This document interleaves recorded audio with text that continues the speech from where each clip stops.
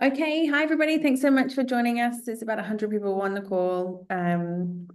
We will get started. For those of you who don't know me, I'm Jan Acquaintance James, and I'm the CEO of the Australian Fashion Council.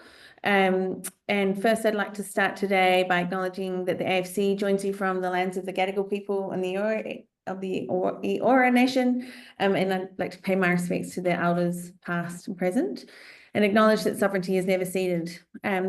Each day in Australian fashion, we enjoy and are informed by the history of First Nations fashion for both form and function, and it's something that AFC is absolutely committed to continue to celebrate and elevate.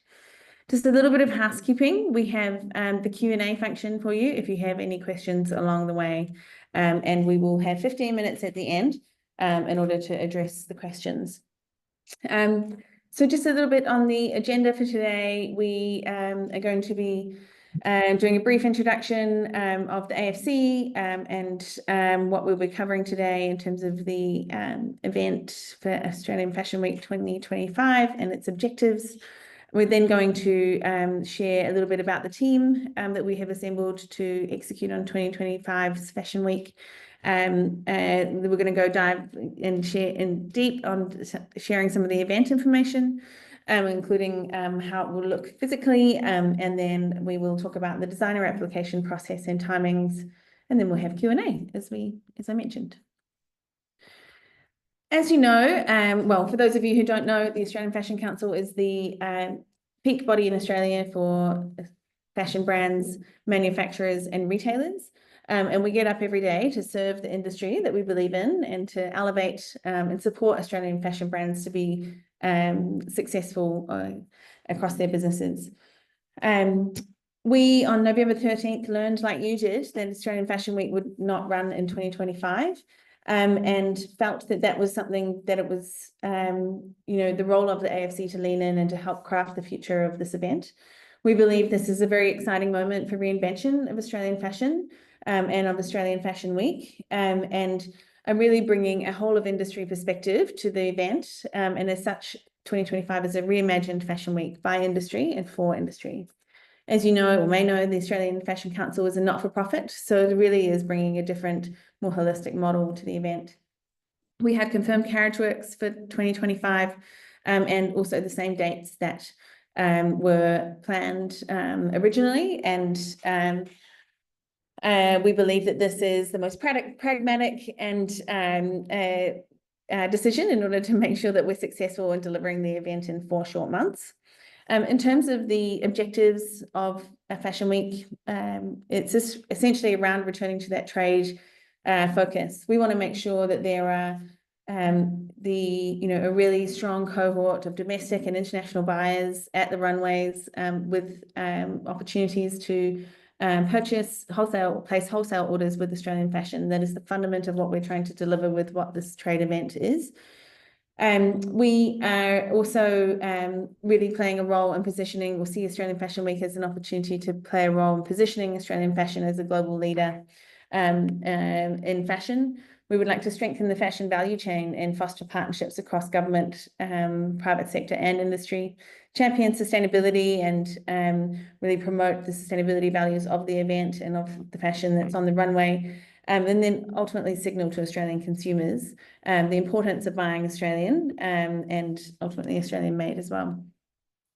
Next slide, please. I won't have time to go through every single one of these, but I think the fundament, as I mentioned, is the return to the industry focus. The event is driven in a world-class tech-led approach, as you'll see in some of the subsequent content that we'll share around the runways at Carriage Works. We will be showing the best of the best. It is extremely important that when we are showcasing Australian fashion globally and having more eyeballs on it than we've seen ever before, that we have the quality Australian fashion on the runway. And that is the reason behind the application process to show, which I will talk about later in this session. A thoughtful, refined schedule, refining it to 3 days on site at Carriage Works, and making sure, again, that it's really about the quality Australian fashion that is the brands that are best positioned to benefit from that environment. industry-led and culturally connected. I've talked about that a little bit more previously, and in context of being a not-for-profit. We open more opportunities. We come with an intent around serving this industry. And also, very importantly, in this context, we are focused on delivering a mutually beneficial sponsorship system. There was a lot of feedback from the past around how the sponsorship framework didn't allow designers particularly to show up creatively in the way that made sense for them. And because we have not, this is a Fashion Week startup, we have not bought anything from the incumbents, and we got the opportunity to completely reinvent the way that it works. And I think whilst that's scary in some elements, particularly in the sponsorship, that's also exciting and something that we've been working very hard on over the break. So introducing the team, we've also been working very hard on assembling the people that are needed to do this. The AFC is not going to become an events company, as I've said before. We are also going to focus on assembling the team that can enable us to deliver this event in May. It's absolutely critical that we are successful, and we believe that the people we have around us are the right people. And so I'll let them introduce themselves, but just a huge thanks to this team and all of the people that are sitting behind them, because there's many people who didn't take a break over Christmas and really spent time investing in this Fashion Week dream. And so I'm very endlessly grateful to them. And first one of that is Simon. I'll pass to you. Thanks, Jana, and ditto to you. Your leadership, it's been tireless. It's been amazing to be part of this. I'm Simon Bukalil, one of the founders, original founders, along with Simon Locke on Fashion Week, and creative director at that time. Also been executive producer and director of Tropfest for many years, and Bolarama, which is a big event in Bondi, some of you may remember, and now CEO and co-founder of Bashful Group, which we're working alongside Jana and the team. We have Smile Agency, which is a fashion luxury agency, and we'll be developing all the branding and collateral strategy around social and also logos, website, etc. And we'll be working with New Moon, which I'm in partnership with Jack on. New Moon Australia is part of a global powerhouse, which Jack runs. I'll introduce him in a sec. And personally, for me, it's great to be part of this cultural powerhouse again. So thank you for the opportunity. Over to you, Hi, guys. Jack. Thank you. I'm Jack Bedwani, founder and CEO of New Moon. Certainly did not found or start Australian Fashion Week, but I did start there as a volunteer. So this project and this event really means a lot to me because it was a big part of my career. Since working on Fashion Week, some people on this call will know me as a show producer. I've gone on to work with Simon Locke on launching events in Singapore, Fashion Festival, Hong Kong. We launched an event in Dubai. And now based in New York, I run New Moon globally, and we really are very focused as a leading luxury experiential events agency. We do a lot of fashion events worldwide. So super just grateful to be part of this team and to be given the opportunity to really reimagine Fashion Week going forward in Australia. Thank you. And thanks. Hi, Jack. Simon Locke. Hi, I'm Simon Locke, and I never thought I was going to be part of this team. So this is a real pleasant surprise and a great honor for me to be able to return back and support the industry. I think many of you know that I was the original founder of Australian Fashion Week and ran the event for 15 years and handed the reins over to IMG. What many of you may not know is that over the last 20 years, I've also had quite an international career working with many of the fashion weeks around the world that we've either produced or supported in an executive way through Asia, India, Middle East, and then more recently, I've established the Ord Group, which is a fashion technology company, which supports a range of luxury designers that are participating in London, Paris, Milan, and New York. So on my day job, I'm very much involved with the International Fashion Week circuit on a daily basis. So that's hopefully allowing the team to have insights in what's happening internationally and to making sure that what we're doing in Australia is really relevant in the way that it's positioned as part of the International Fashion Week circuit. And just building on what Jana said, You know, the team has worked tirelessly over the last month to really look at the foundations of Fashion Week.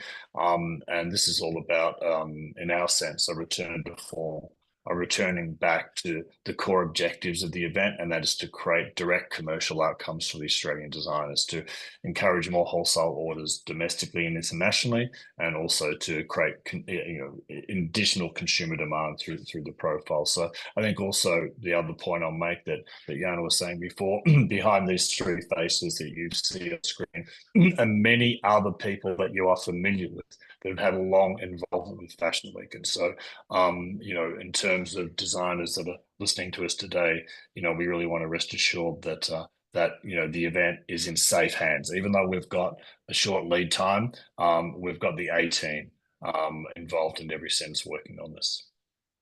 One of the roles that I'm playing, and I'm very pleased that the AFC board has appointed me as the chairman of the AFW Advisory Committee.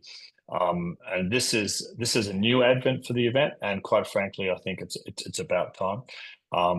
When the event was in private hands, including with myself and Simon, and then with IMG, there really wasn't enough consulting with the industry and really involving the greater community, the greater Australian fashion community, in helping to create the strategy moving forward for what Australian Fashion Week is. So an important foundation is the establishment of the advisory committee. If we can just go to the next slide.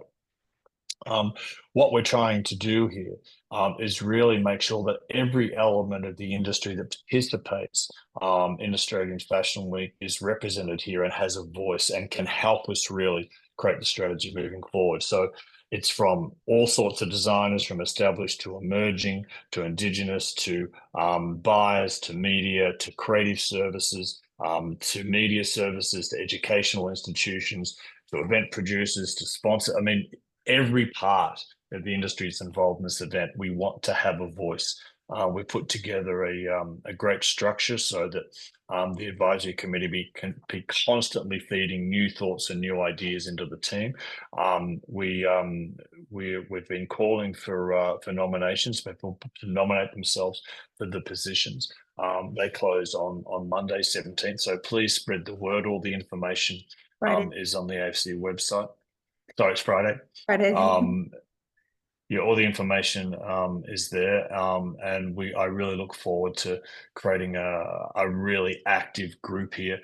We've got a job to do between now and the event.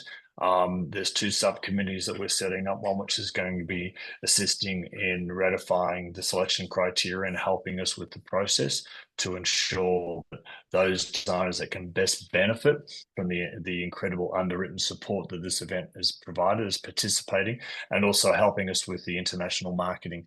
I'll be speaking a little bit more about that later, and you'll hear a new vision and a new invigoration about our international outreach. So please, nominate yourself or anyone else that you think could be applicable. So yeah, as I said, we've got quite a bit of a job to do. We've got to develop a new code of ethics for the event. So yeah, it's an exciting time. So I'm very pleased to be involved in that capacity. Back to you, Jana. Thanks, Simon. And just to say, I mean, I think that's what the AFC does on a daily basis, and is stakeholder engagement and listen to the different perspectives of the industry. And this is an absolutely ongoing, and thank you to all of you who have reached out in so many different capacities in the, or, with Office of Help or ideas or, completing the survey. We want to keep that coming, and we do our best to support, advance all of those ideas. And I think also we need to be practical that we can advance some of those ideas in 2025, and some of them may take us a bit longer and advance in subsequent years. But yeah, we're loving the kind of energy around it. But anyway, into the event. So some of you may have seen a version of this prior to Christmas.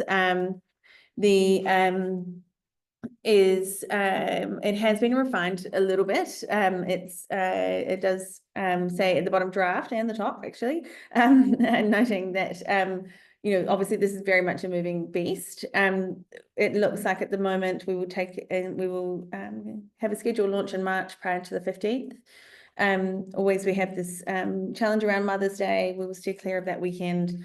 And on Monday the 12th, we will launch into the opening event in the evening, and then into the subsequent 3 days of runways on site at Carriageworks. The offsite shows will take place at the back end of the week on Thursday and Friday. And the way that the schedule has been built out, which we'll show you later on, is that these don't cross over. So we're trying to really make sure that we have we're not making this confusion, and trying to simplify it, especially for international and domestic buyers that want to come to Sydney to see the range and place wholesale orders. Obviously, sponsoring events and activations will continue throughout the week. And also there's a showrooms piece, which is the atelier, as you will see later on maps, which is really, has a physical aspect on site at Carriageworks, and is really about, going from the runway to in more showroom context, we can placement of wholesale orders, but it also will have a physical showroom element, which Simon will talk to a bit later. And then we'll all completely drop down dead on Friday, May the 16th, at the end of this, and we will then do the Australian Fashion Awards in November, which will be a re-evented. We're not going to talk that much about the awards. We need to do more work on that, but that's still on the plan. And to the event detail, Jack, I'll pass over to you. Thank you. I think the first thing that's really important to say is that we did certainly hear some of the feedback that has come from the industry about perhaps considering a different venue. We looked at that, and we certainly did a lot of work to really kind of look at feasibility around the possibility of perhaps moving it elsewhere. And it was a very clear consensus that for 2025, it absolutely, with the timeline that we have of 5 months from now, or even a little less, it was better the devil we know. So the focus is very much on how can we approach Carriageworks and make it feel really, really fresh, give it a really different look and feel for 25, and where we're at the beginning of that process, but we're really certainly feeling good. I am in particular about thinking about it, reimagining this space in a way that's really going to deliver against the objectives that Jana and SPL have challenged us with, which is how do we make this much more commercial and deliver real results for designers. The first change to this is just the front door. I think that's really important. I think it's a symbolic change, and I think it's also a very kind of considered one from a guest experience perspective. So we're actually going to move the front door down further west towards, well, very much the middle of this plan. This will allow for kind of guest drop-off to happen through the blacksmith's workshop and actually get cars and vehicles all the way almost to the front door. You can see kind of on the bottom right here, we're kind of directing how guests can come through what has been a loading dock and car park in the past, and actually have a turning circle to position them effectively at the front door. We think it's going to really change the vibe and create a much more kind of exclusive entrance and a bit of a better vibe at the front there. Then main entrance through the center of the building. We're really rethinking this as well. We don't want this to feel like you're going to a concert with a ticket box. It could feel much more like a lounge or a check-in at an airline. Very much working on all of those, kind of challenging the status quo of how we can get that to really evolve. The studio is our version of the hub in years gone by, very much a sponsor-led activation center. So very much the forecourt of Carriageworks, that has not necessarily changed. I think what you'll see us do with sponsors in those spaces will be a real pivot, which we're excited to share more about. I think the other two things that we've changed is the Bay 22-24 you'll all be very familiar with. We've very much re-looked at that, and I'm keen to show you how we're seeing that come to life. And then we're moving our second showroom into Bay 17, which we're calling Canvas 1. And just for sake of context, you'll see on the right-hand side, Bay 25, we're calling the atelier. This is the showroom or kind of designer presentation suite that Simon Locke will share more details about as we get into this. We're reinventing a media center as well, which is obviously a core part of how we get the message of Fashion Week out to the audience.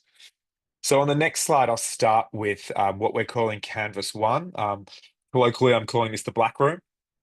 This is in Bay 17, so one of the more elevated spaces. And this, obviously this is a very content-led room. So whilst previously the major LED screen kind of forward space was in the more industrial space within Carriageworks, we're very much focused on elevating this space, particularly from a guest perspective. Fashion media and buyers who are coming into this space, which is a major focus of the team this year, and bringing back international delegates as well as local delegates. It's important to us that they all have a great view. There's only 400 something seats in these rooms, so it is an exclusive room. Both of them will be. And one of the big features that we're adding to this room is elevated seating across the board. So whatever row you're in, it's a good seat and it's an optimal view of the showroom. This room obviously has the major LED feature, which you can see here. And then left and right, what we've introduced behind the stage flat walls, which obviously enclose the space, is some additional rigging points where we've just articulated that with lighting on the sides. What we're trying to do here is give the opportunity for designers to add a level of creative treatment that they've not necessarily had in the past, with everything kind of being very front and center in the center of the room. So be that wanting to add chandeliers, additional LED pieces, fabric drops, whatever the case may be, we'll be able to kind of like really open the aperture for where we introduce assets into the room that would not obviously complement the massive LED screen that we'll be having at the back of the room. Couple of other examples as we move on to these slides, but I've also got a kind of little bullet point. So high definition LED backdrop, that's something you're quite familiar with. Fixed and flexible seating, so modular seating rises within this room, so everyone has a great view. And then if we want to look at kind of changing the seating formations, there's the possibility to do that. Obviously, this one has fully equipped backstage, as do both of our showrooms at a world-class level. And then, in particular, additional weight loading rigging points across the space so that we can give you that extra flexibility and add more creativity to these rooms. Current capacity, including standing, is 460 for this space. And then a couple of just other examples here. So that's your high-level floor plan. Obviously we can move a row into the center if we wanted to do a U shape, but really this is a content-first room. We've seen designers really use the LED screen to great effect in the past. So we wanted to make sure that we maintain that potential, because it is a very budget efficient way for a designer to show a vision for their collection. And then obviously there certainly is a camera component to this as well. So whether you want to do live to camera or it's more for a pre-record or a post-record, those capacities are already built into this space as well. And then we've got just obviously the black room, so in its barest bones, that's what it's going to look like. And then another example here where it's just a little bit more of like what live camera can look like in the space on the next slide. So we love this room because it's a very familiar room, I think, to the Fashion Week community and to the designers in particular. I certainly see it as an elevation from years gone by, with a bit more polish and just a really nice finish across the board. Now, Canvas 2 is one I'm really excited about. This is our second showroom. This is in the Bay 17 space, so the bigger space that we've all been very familiar with at Australian Fashion Week. But we're really trying to find ways to rethink this space and create a really dynamic floor plan. So these are floating stage flats on 4 sides of this room. So they sit probably 600 mil off the floor, enabling us to just have some fun with lighting and kind of different textures. It's in completely white box. What you don't see on this render is there's actually 3 potential doorways into this room. So one on stage left, one on stage right, and then the aperture directly in the middle, which is going to give us obviously a lot of flexibility with kind of the walking paths that the models can take. We love that because it's super fresh in here. It's going to be, whilst we do have a blackout on the roof, this is going to very much feel like a salon. It's going to be nice and bright and white, and then obviously allow the designers to really bring creativity of their vision into these spaces. So we've got lots of different kind of versions of how this room can look and feel. If you want to just move on to the next slide, please. What you have in here is a fully dynamic showroom layout. So effectively, whatever you can conceive in terms of how you would like to seat your guests and how you would like your models to move throughout the space, we can deliver. It's designed for maximum flexibility to that end. as well as is the seating configurations there. To enable that to be a success, the media pit is entirely modular too. So we can split that up and put them in different corners of the space, and we can effectively move that media pit anywhere in the space. If we want to pop to the next slide, please. To enable that, what we've done is actually take front of house control out of this room. So the lighting operator, audio, show call will all take place without being in this room and cue that via video, which means that nothing's out of bounds in this room. So this is an example if a designer wanted to lay a carpet, which has been something that a lot of designers have done in the past. We can clad the pillars as well. Again, really going for very much a studio vibe in this room, and allowing that designer flexibility to really kind of lead and come forward. On the next slide, you'll just see a few more examples. So this is one we've done, which is obviously the straight up and down, or it can be a bit of a zigzag. Pop to the next slide. There's a floor plan here that shows that. So this is straight up and down. The next one is, again, the bird's eye view of that. And then you'll start to see, you can see how the stage flights really kind of bring this room in. We're going to lower the lighting rig, so it's going to be a much lower ceiling in this room. It won't feel so cavernous. It's going to feel really warm and kind of a very beautiful experience in there. And then we'll just fly through a couple more of these moderations. So the guest models could walk the exact perimeter. We could do a zigzag all the way through the center. Again, in these kind of formations, every seat's a front row. So there's lots of opportunity here to really have fun with it. You can see now on this floor plan at the very top and bottom of this page, you've got 2 additional entry points that we can either mask and close off or open and leverage for the designers. And then a couple more examples.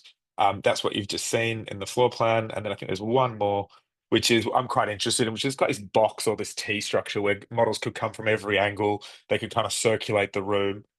Lots and lots of variation here. So we're really just trying to make sure that whilst it's very content forward in the black room, this one is really about creativity forward, in the white room, and giving designers the opportunity to really make their show feel very differentiated from their peers that show during the rest of the week. That's the bird's eye of that one. And then I think we've just got a couple of key inclusions. So with whatever space you choose to show on site at Australian Fashion Week, of course, you'll get your collection of experts from a production perspective. So a venue manager dedicated to each room that will work with you on the logistics of in and out and what time you have and how we're going to make all of that work. Fully kitted out backstage amenities with the opportunity to kind of capture stills for a virtual showroom as well, which Simon will talk more about. Dedicated on-site production and operations team that you will be knowing. We're retaining the technical director from the last decade plus, as well as a large member of the core team. So a lot of kind of shorthand and long-term experience there. Seating and RSVP management is obviously all taken care of. Live stream and access to a great deal of kind of content opportunities within that. And then obviously the international and local delegates, that is very much a focus of this team in terms of making sure we're bringing people that are going to really be able to elevate the brand's success with sales going forward. And then with regards to offsite shows, so the Australian Fashion Council and this team will be supporting designers with offsite shows as well. I think it's very clever that we've kind of allocated that to a second half of the week, which offers the designer enormous flexibility in terms of when they want to show and where, and enables us to facilitate that with the buyers that are coming into town. Something that's really been wonderful to see and receive is that since the news that came out from IMG, the Australian Fashion Council has been really inundated with a great deal of venues proposing or offering up their spots or their venues as locations for runway shows. So as part of the service that the AFC will offer, designers can collaborate with us on what those venues are, who the contacts are, and we're really willing to support in helping to place designers with offsite shows should that be of interest. And then the offsite shows do also get the streamlined guest list management that replicates what we do on site, access to the on-site volunteer program and the collection of wonderful volunteers that we'll be assembling for the event, the flexible event formats, obviously, and then the content package that we extend to designers as well.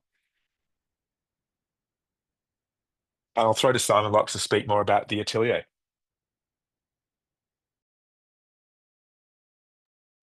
You're on mute, Simon. Sorry, thanks, Jack. Just before we move on to the ateliers, just a few comments that I think are pretty important to make here. First of all, the size of the collection showrooms in terms of capacity is going to be significantly reduced on what it has in the past. And this is about the strategic repositioning of the event.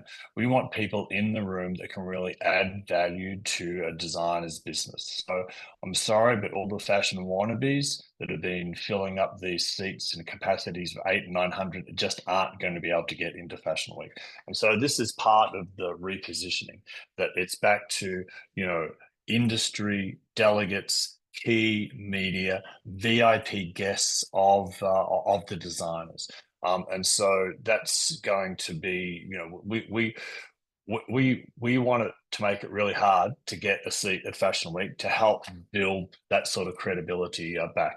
And so we've got enough seats for all the buyers and all the media to attend, and we've got enough seats for VIP allocation. But I think this is the size is going to help us sort of, you know, reposition the event slightly, which is important. The other thing I'd like to say is that, you know, when this event was created back in the day, it was created privately because there was no industry body that was capable of establishing the event. And the fact that now we have a fantastic non-profit in Australia does a couple of things. First of all, when you look at London, Paris, Milan, and New York, they're all operated by industry-based non-profits. So there's an absolute precedent in that Fashion Weeks and their long-term survival are in the best hands of a non-profit that have a vested interest. So, you know, we're not going to see AFC throw up their hands and say, oh, well, you know, we're out, because they can't, because they're committed to the industry. So I think that's one thing. The other thing that's really important to underpin is that not-for-profit status. Part of the issue that we've seen is a huge decline in the international marketing budget for Fashion Week over the last decade. And as a result of this event not having to make a profit, that is affecting the budget, and it's allowing us to allocate resources to perhaps areas they haven't been in the past. And one of them is the international marketing, which I'm going to speak about. So firstly, just to follow on from Jack's comments, you know, the ateliers or the showrooms on site are designed to allow designers effectively to showcase their wholesale collections to the media and buyers. The other thing that Simon B is going to go through in a minute is also the actual timing of the shows. We've through better production coordination, we're able to now have not these huge big gaps in the middle of the day on site. So the shows, we're doing 6 shows a day, they're a lot tighter together. So the idea here is that buyers and media will stay on site at Carriage Works for the entirety of the day. And their time between shows can be used to further create relationships with designers. And that's what the ateliers are designed for. So designers who may not even be showing on the catwalk have the opportunity to submit to be involved in the ateliers. And then, you know, designers are just showing, you know, earlier in the week, might want to spend 2 days in the atelier. So there's lots of flexibility here, but it's a focus about doing business. So we think that's going to be an important component. You can go to the next slide, please.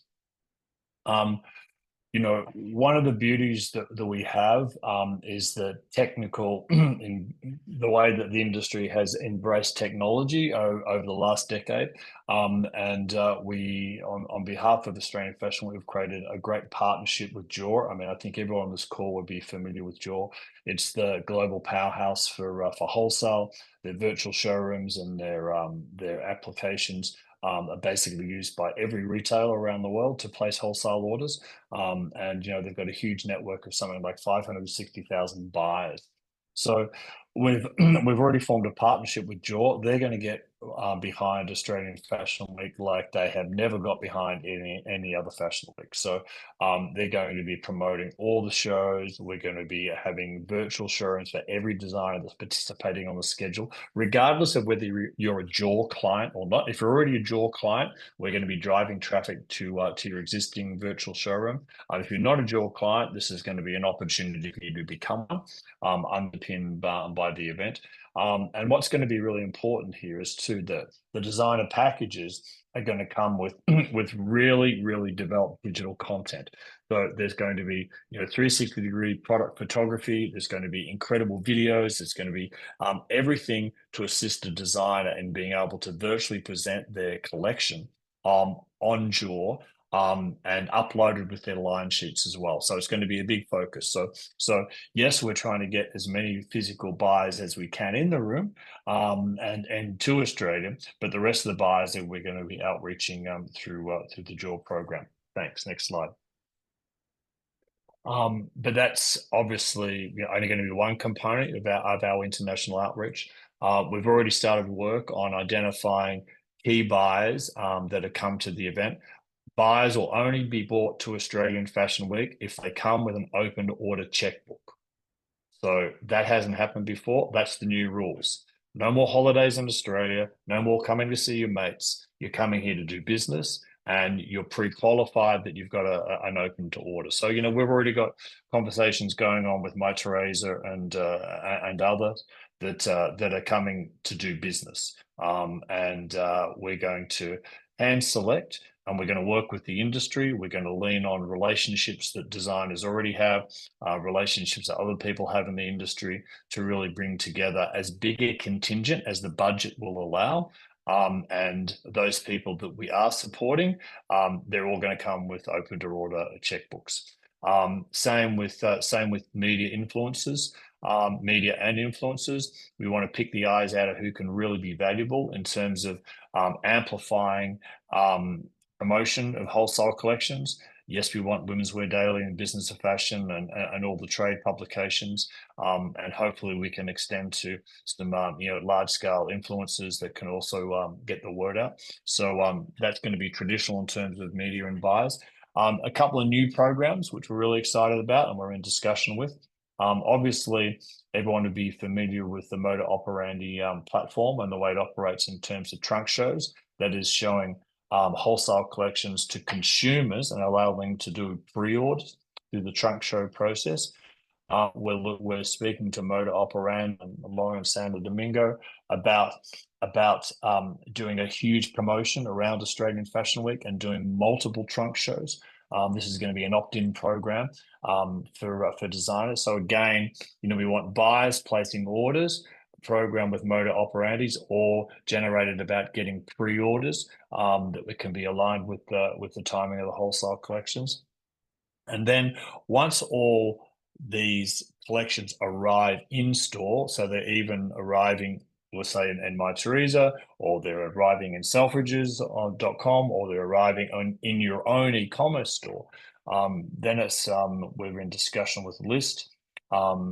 As everyone would hopefully know, List is sort of one of the major search engines for people identifying designers, and they're going to help us drive traffic directly to designers' e-commerce sites and retailers. So hopefully you can see that in this reinvention that there's a lot of focus on doing business, because we want we understand that while some of the costs to participate in Australian Fashion Week are going to be underwritten by government sponsors, and Jana's going to speak about that in a minute, there's still a lot of expenses and commitment and investment made by designers, and we want to make sure Australian Fashion Week is able to return a good investment return for you in terms of doing business. So that's the renewed energy that's going into international marketing. And I think it's over to Simon B. Around sponsorship. 5 minutes maximum, please. Okay, thank you, Simon and Jana. So sponsorship, we looked at this as first principles, and we really wanted to reimagine the ecosystem to focus on the greatest outcome for the industry as a whole, not just the designers, but also the PRs, event producers, et cetera, and the brands who want to be associated. We interviewed a number of sponsors, designers, collaborators, and came to a more inclusive sponsorship ecosystem, which I'll present to you in a second. Our focus is to create win-win outcomes, and we want to deliver the designers industry more opportunity. So here's a first look at the ecosystem. So obviously we're going to have a presenting partner. We're in discussion with a couple of people. In terms of gold sponsors, we've reimagined that to look at what's the best way to integrate sponsors in an organic way that allows them to present their brand whilst sharing the stage with the designers. We feel that the gold partnership sponsors that we've developed really do that. And then we have some silver pluses, which focuses on emerging and a consumer side of the event. We also have some non-exclusive areas. The group show hair and makeup sponsors will be non-exclusive, but a very important part of the event. But we really want to open up the ecosystem, allowing the designers to work directly with their own hair directors and sponsors that they deem appropriate. We really want the best outcome and the best shows. This is all about putting the best content on display. In terms of activation sponsors, we've reimagined the hub into the studio, and we're looking again for that to be a dynamic area that allows people to really discover and engage with brands who want to be associated with fashion, and also allow some consumers to enter that world without having to go into the show, but see it as a great space to understand what Australian fashion is all about. We are also talking to contra partners. We need partners around beverages and technology, et cetera, et cetera. There's a number of people we're talking to there. And then the direct designer partnerships, there's going to be different ways in on schedule, off schedule, depending on which way you go, but there will be different parameters there. And then, of course, we definitely want to engage with our media partners, Vogue, Rush, Harper's, et cetera, to really help showcase Australian Fashion Week to the broader consumer and to the fashion world. Sorry, next slide.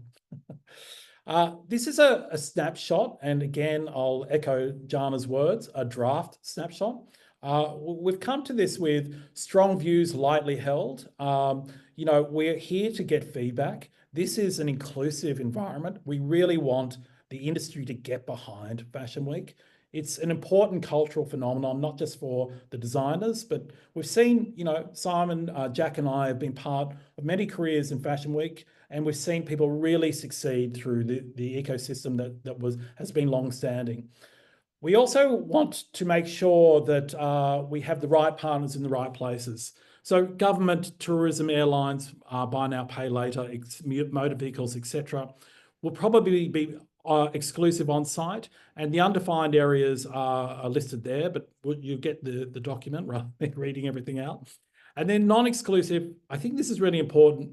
There's hundreds of makeup brands, hundreds of hair brands, hundreds of alcohol, soft drink brands.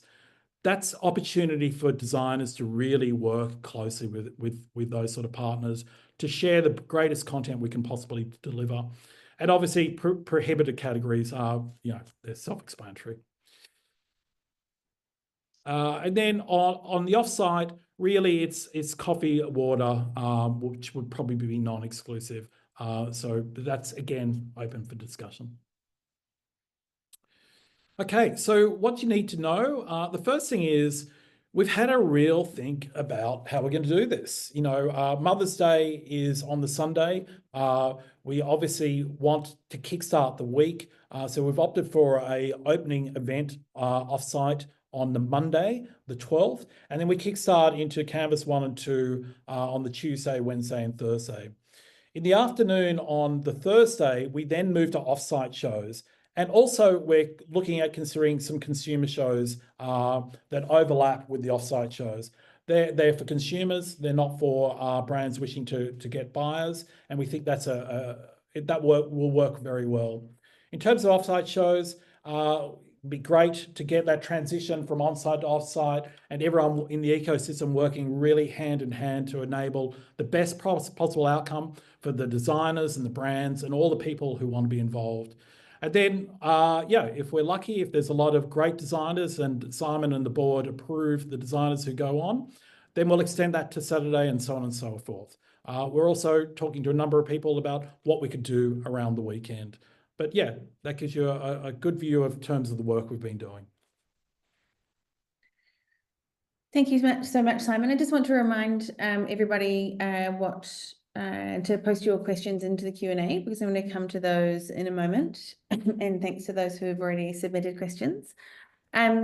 So very important here today, we're launching the designer information request in order to submit for a spot on schedule, both on and off-site on schedule for Australian Fashion Week 2025. As mentioned, the focus is on bringing the best of the best to the runway, and crucially, I think, informed by a lot of feedback from a lot of different people over the last sort of 8 weeks as we've built this ship, that it's really important to make sure that brands that are showing at Australian Fashion Week are ready to leverage the benefits that brings and that exposure. And so that is, we are forming, as Simon mentioned, the selection committee, which will not have brands on it, answering one of the questions in the chat. So you are welcome to nominate for the committee, the main part of the committee. The selection subcommittee will not include any brands, obviously. And that selection committee of deeply experienced fashion industry professionals will curate the selection of brands that show at Australian Fashion Week. And therefore we've requested some information to enable them to do that, covering essentially key aspects of your business as it pertains to Australian Fashion Week, including financial, sort of a business overview, current sales picture, PR and marketing strategies, and also business strategies, including sustainability.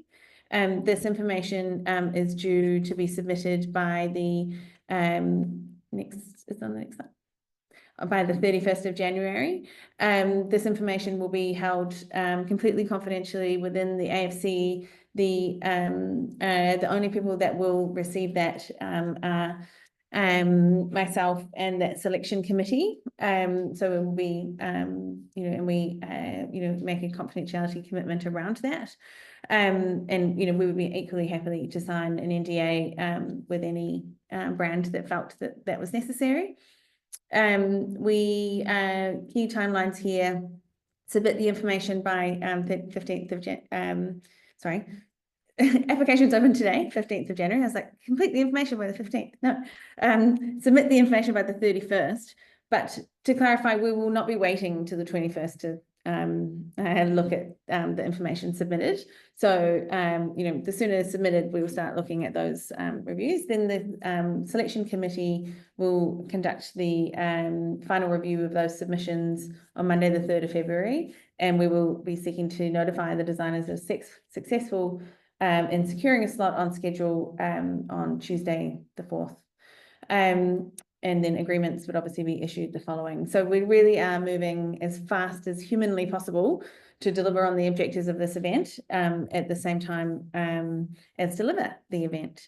And also just a note, the all design participation fees are discounted for 2025. We recognise that there's absolutely a need to rebuild trust of the Australian fashion industry in Australian Fashion Week, and we hope to do that during 2025.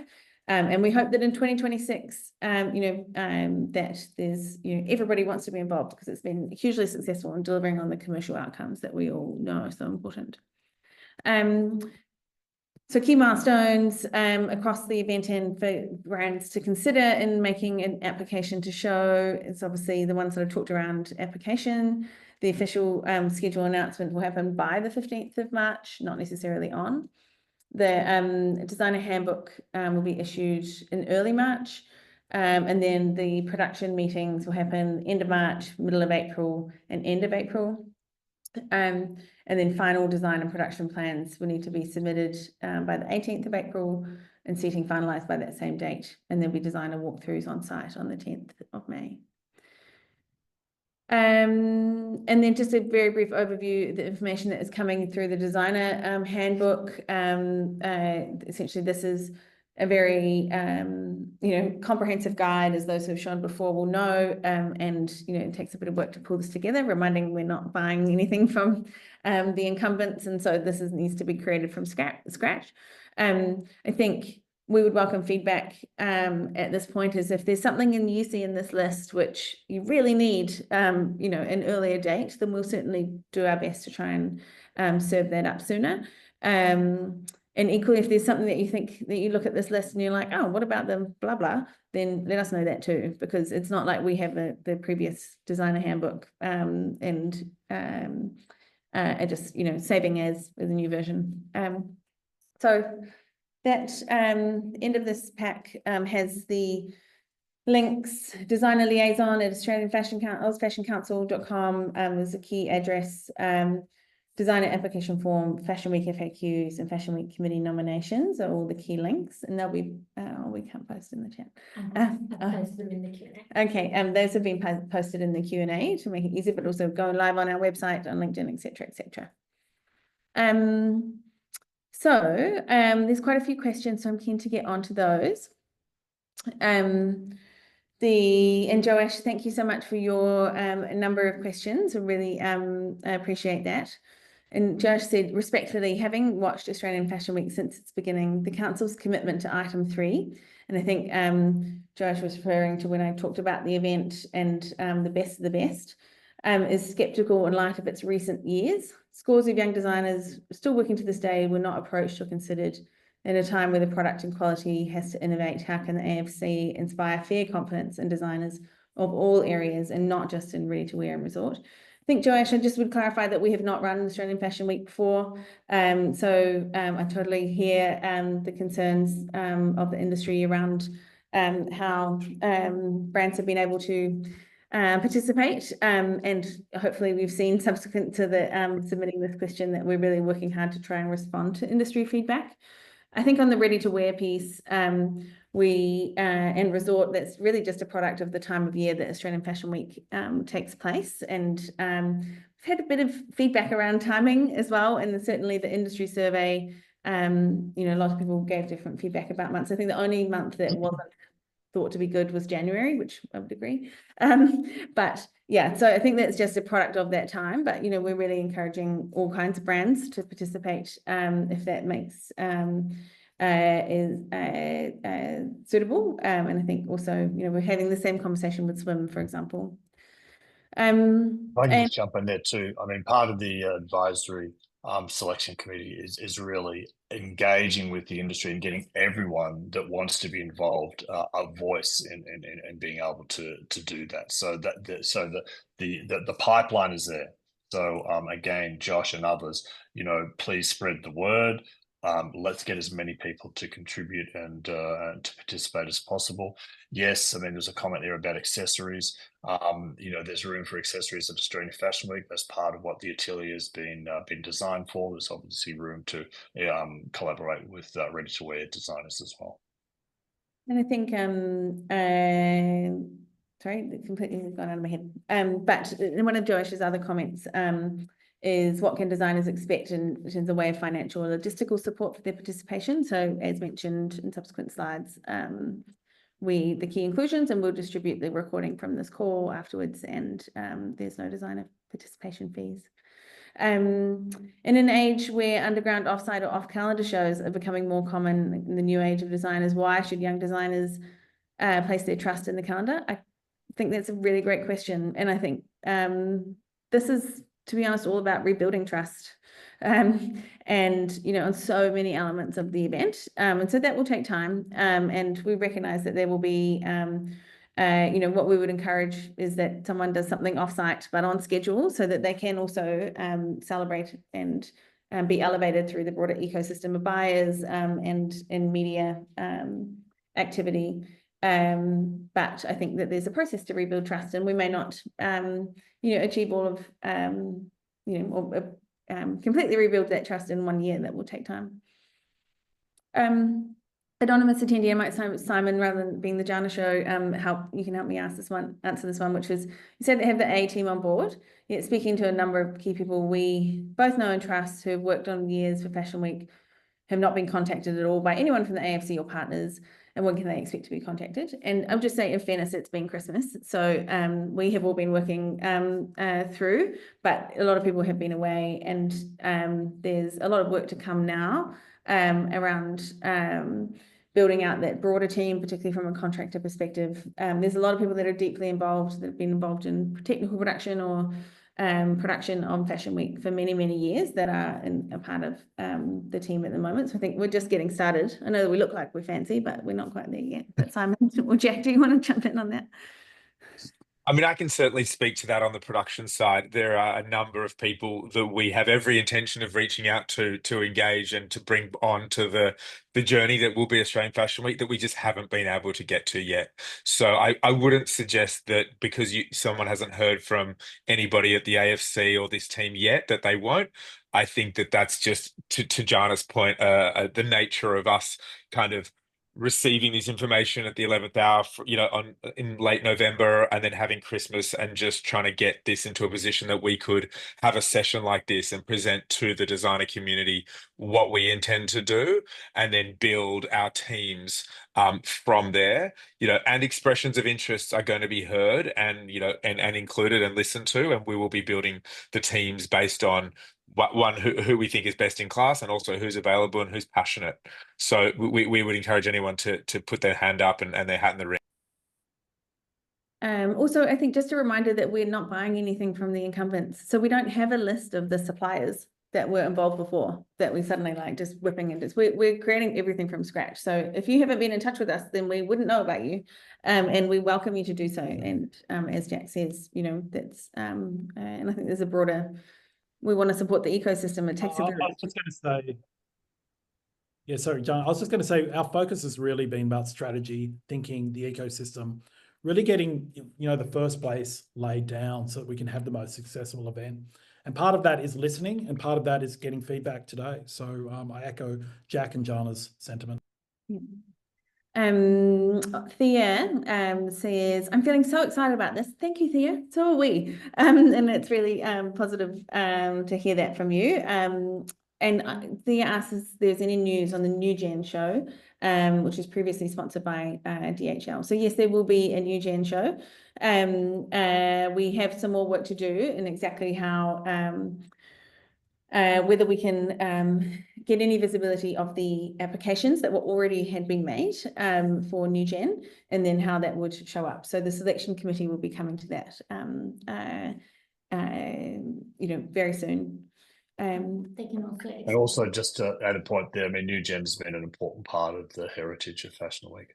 And it's a great stepping stone for emerging designers. And one of the things the advisory committee is also going to be looking at is that what other stepping stones can be implemented during Fashion Week.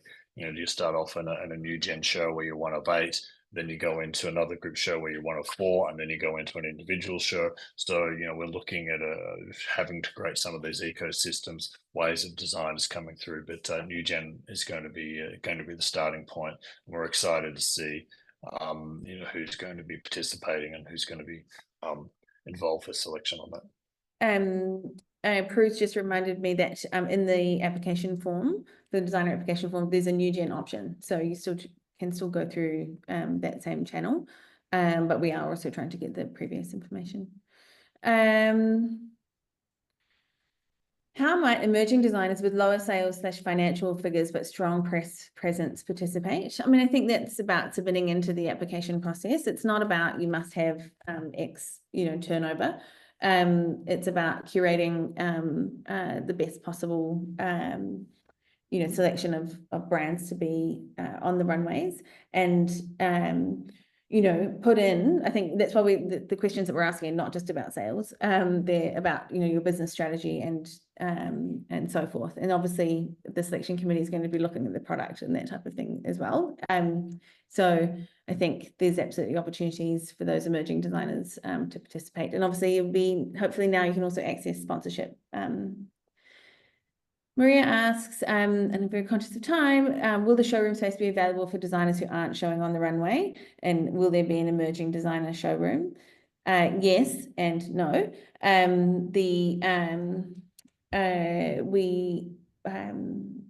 We do welcome applications when we open those for the showroom for non-runway brands. I think there's, Simon might correct me, but I think there's about 30 spaces there. And so there's obviously more than will be on the runway. But with emerging designers, we simply don't have enough space at Carriage Works actually to do an emerging designer showroom as well. And it's really bringing back a concept from some time ago. So we really want to make it successful this time. Obviously, we're also working with the Splash Sydney team and working out a partnership arrangement with them and making sure that that is part of. So if there's not room at Carriage Works, then I think there's also that amazing event happening in the same week. I'm going to pass this to you, Simon. What is the definition of an eligible emerging designer? Do they need to be making a minimum turnover? I mean, I sort of answered that before, but you might want to pop Yeah, I think what's really important here, and this is one thing the selection panel will focus on. We want to ensure that young emerging designers that are participating in Australian Fashion Week can really take advantage of the benefit they've given. So we don't want to put anyone on a runway who's not capable of taking a medium-sized wholesale order that just can't deliver to the promise. So it's a balance between introducing new talent, which is terribly exciting creatively, but also has a business infrastructure that's capable of taking advantage of participating in the event. So that's the balance. And those people that are going to be assisting us in looking at those criteria are going to be very, very experienced. So we're going to make sure that the right designers are selected. And if you do submit and you're not chosen because there's only a limited space, we'll work with you. What do you need to do? How can we get ready for next year? So it's a much more inclusive process than perhaps what has been in the past. Thank you. I've just realized it's 5:02. Sorry, I've done a bad job.